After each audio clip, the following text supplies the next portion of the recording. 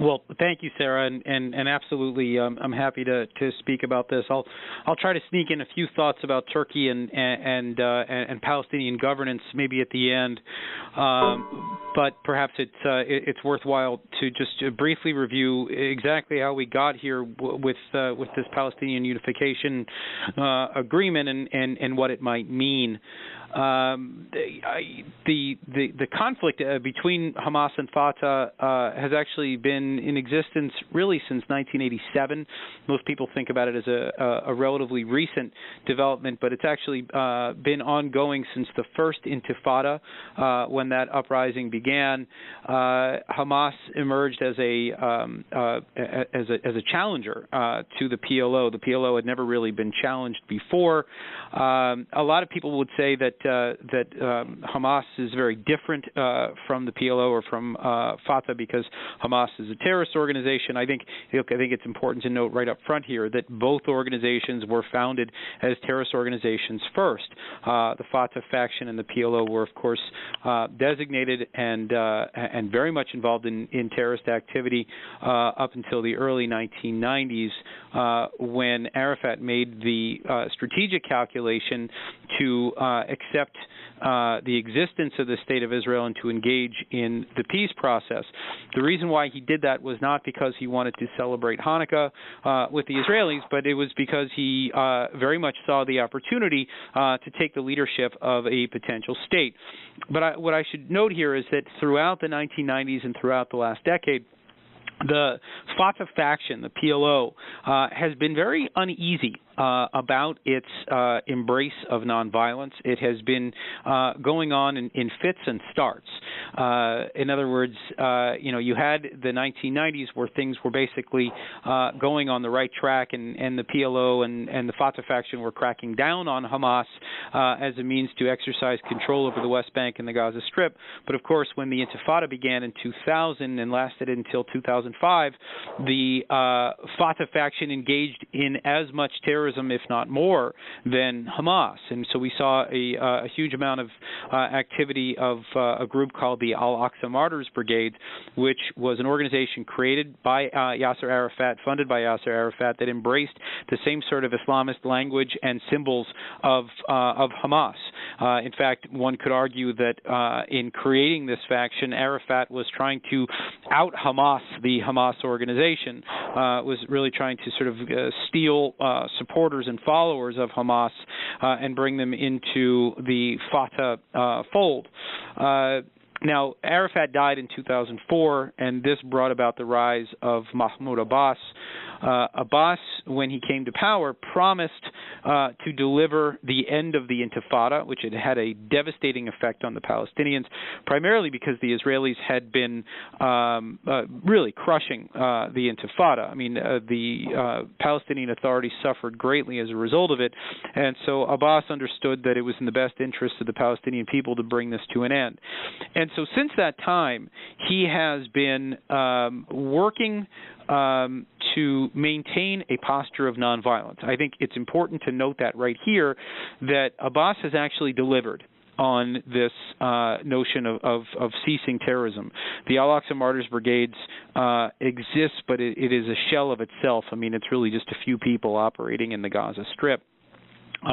Most of the officials of the brigades in the West Bank are basically former officials at this point, and so it was sort of an interesting thing to watch that Abbas had brought an end to the conflict and had held to his promises. Now, at the same time, we have to also understand that this does not mean that he brought an end to the conflict. What Abbas has done is he's maintained the conflict on a low flame, if you will, and this has been done through incitement, glorification of terrorists in the Palestinian media, and the delegitimization of Israel on a fairly regular basis. But I think if one is to sort of take a step back and look at what's happened over the last 9 years or so, I would say that the Fatah faction has been wrestling with its demons. They have been sort of trying to figure out whether they are in fact a nonviolent organization or whether they still maintain ties and roots to its founding principles, which of course was very much rooted in violence against Israel. And so over these last several years, this process, I think, has been helped along by the fact that there has been conflict, open conflict with Hamas. It started when Hamas challenged the Fatah faction in the 2006 Palestinian elections. Hamas won in a stunning victory, a very surprising victory, walked away with a majority. It handed them the mandate to create a government. Of course, the United States, the Israelis, and of course Fatah themselves did not want to see Hamas take over the Palestinian Authority. It would have had disastrous impact on U.S. aid, on the Palestinian ability to engage in international relations with the rest of the world. And so as a result, Mahmoud Abbas held off and actually refused to allow that government to be formed, and so that led to a standoff, which ultimately culminated in a war in 2007, where Hamas took over the Gaza Strip by force. It was a brutal war by all accounts. There were several hundred Palestinians who were killed by fellow Palestinians. Some were pushed off of tall buildings to their death. Others were shot in the legs and arms to ensure permanent disability. But the upshot is that we've now had a situation where we've had two mini Palestinian states, Hamasistan and West Bankistan. And look, I mean, first of all, I think it's important to note that has not changed. It has entrenched itself, and you've got a position now where the West Bank and the Gaza Strip have two different security services, two different leaderships, two different educational systems, two different sources of funding. They've got different economies. They've got different everything. I mean, even if you go to these territories, as I've written in the past, you'll even hear a different dialect spoken in Arabic. And so they've really kind of split off into two separate territories. It raised a big question, by the way, of whether a two-state solution was even viable, given the fact that we had basically three states in essence. But nevertheless, we continue to push forward with this two-state solution, or when I say we, I mean obviously the Obama administration over the last year has pushed forward with it. And all the while, it was a fair question to ask whether these two sides could even come together, and certainly whether they could agree upon a solution with the Israelis. With Hamas being steadfastly opposed to the existence of the State of Israel, being committed to continued violence, whether through suicide bombings or through the rocketing blind rocketing of Israel. All of these things raise questions about whether a two-state solution would even be viable. But again, I think it's important to note that during this time, Hamas and Fatah really saw themselves at odds with each other. They saw themselves as having diametrically opposed views of what Palestinian nationalism means. Hamas obviously believed that this was a religious jihad and that this was an inextricable part of Palestinian nationalism. The Fatah faction placed less of an emphasis on Islam or Islamic violence, and instead insisted that there would be a secular state that would have Islam as being one of the components of it. And so that was a big difference. And then, of course, there was also the difference that Abbas had taken the Palestinians in a direction of relative nonviolence, again, not exactly accepting of Israel on every level, but certainly bringing an end to the Intifada. And so you saw two separate visions of a Palestinian state, and to a certain extent, I would argue that this was a good thing. Not because we wanted to necessarily see divisions within the Palestinians, but because ultimately this was a disagreement, an argument that needed to be solved if there was ever to be a just and lasting peace in the Middle East. In other words, as long as there was even space for this question of terrorism and political violence, that did not bode well. It did not portend well for the future of Palestinian nationalism. And so to some extent, I think we sort of welcomed the idea that they were hashing this out, that Fatah was struggling with this rather openly, and they were struggling with Hamas rather openly over this. And the hope was that they would eventually come out having everyone accept the existence of the State of Israel and reject violence.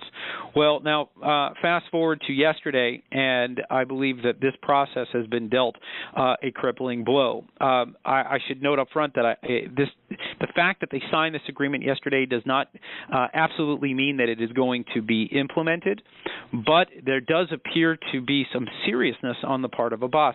I mean, just for context, the Fatah and Hamas have signed similar agreements in the past and have made indications that they were going to come together, I believe, on 4 different occasions, and then there have been lots of other smaller mentions of threats of unification and to join hands against Israel. But this one appears to be more serious, primarily because you now have the collapse of the Kerry-Indic peace process. It does appear to have run out of gas. And so as that happens, to have Abbas go and running into the arms of Hamas really is a very negative indicator. But I would also argue that it is a very negative indicator when it comes to this debate that has been taking place within the Palestinian nationalist movement. That if Abbas is serious about this, I mean, even if he's not even serious, the fact that he has even indicated that he is welcoming Hamas into the PLO, that he is welcoming the inclusion of Hamas into a future Palestinian government, means that the role of terrorism is one that still exists. That the idea of Islamist inspired violence is something that still resonates among the Palestinians. And so it's going to create major complications, I think, for the Palestinians in a post-Oslo world. And that is not a good thing. It will also create, it will obviously create tensions between the Israelis and the Palestinians. You're already seeing that Bibi Netanyahu refuses now to engage in continued talks with Abbas because of his embrace of Hamas. And in fact, I just saw something today from the State Department basically acknowledging that the Israelis have every right to step away from the negotiating table as long as this is going on. And it also raises questions, by the way, about what the future of the Palestinian Authority and the future of the PA will hold. There is the Palestinian Anti-Terrorism Act of 2006. It's an important piece of legislation, and within that, it basically identifies the fact that if the U.S. government cannot certify that I'll actually read it from here. It says, no ministry, agency, or instrumentality of the Palestinian Authority is controlled by a foreign terrorist organization, and no member of a foreign terrorist organization serves in a senior policy-making position in a ministry, agency, or instrumentality of the Palestinian Authority. And so this section basically provides us the predicate to cut off funding to the Palestinian Authority. This would, I think, be devastating to the PA. They rely on us for roughly 20% of their budget, or $600 million per year. It also raises questions about whether the Israelis will continue to pass on the VAT, the value-added tax, which amounts to about $100 million a month, and so $1.2 billion over the course of a year. These are things that I think will put the Palestinian Authority in great peril. There's also the question of if Hamas does in fact join the PLO, does that mean that the PLO will once again be added to the state sponsors, or rather to the terrorism list? It's quite possible that would be the case. It would obviously have ramifications for whether the PA or the PLO could continue to have embassies or intersections in the United States. All sorts of complications are going to come out of this. Again, I think I just need to be very careful in noting that we're still not sure whether this is going to be implemented. This could be yet another threat issued by Mahmoud Abbas. But again, the timing of this is very troubling. The fact that it comes on the heels of of the collapse of the Kerry process does at least raise questions about whether Abbas is serious about this. Look, it also raises questions, and maybe I'll just end on this. I think it raises questions about the wisdom of entering into these negotiations in the first place, that Abbas could be so quickly convinced to go running into the arms of Hamas right at the end of this negotiating period, it doesn't reflect well on the choices of using him as the partner in peace. And we continue to hear over the last year that this was the only window that we would have, and that the Israelis needed to do this because Abbas was the guy. Well, I'm not sure now that Abbas was the guy if he's willing to go run into the arms of Hamas. It also raises questions just about Abbas himself. Is he in fact committed to that nonviolent platform? Is he flirting now with some of the ideologies upon which Fatah was first created back in the 1950s, that violent strain of Palestinian nationalism? Is he looking for a synthesis of the Fatah faction and Hamas, which would be sort of a deadly and potent combination of Palestinian nationalism as well as Islamism? So a lot of questions raised right now about this deal. It's funny, I wrote Hamas versus Fatah, the struggle for Palestine. I wrote it back in 2008. I was reviewing it last night as all this news broke, and I was realizing that really not much has changed over time. The differences remain, the antipathies remain. The only question is whether both sides are willing to overlook all of the challenges that they face and their differences in order to join a united front against Israel. That is always the lowest common denominator in Palestinian nationalism, and I don't want to give that short shrift.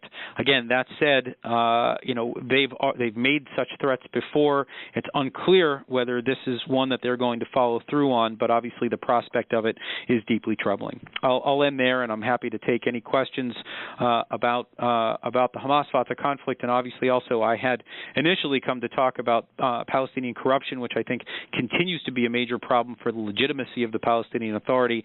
And of course, I was also ready to talk about Turkish terror finance, and there has been quite a bit of that lately, and we think that this, here at FTD, we think that this is something that U.S. government should become increasingly aware of.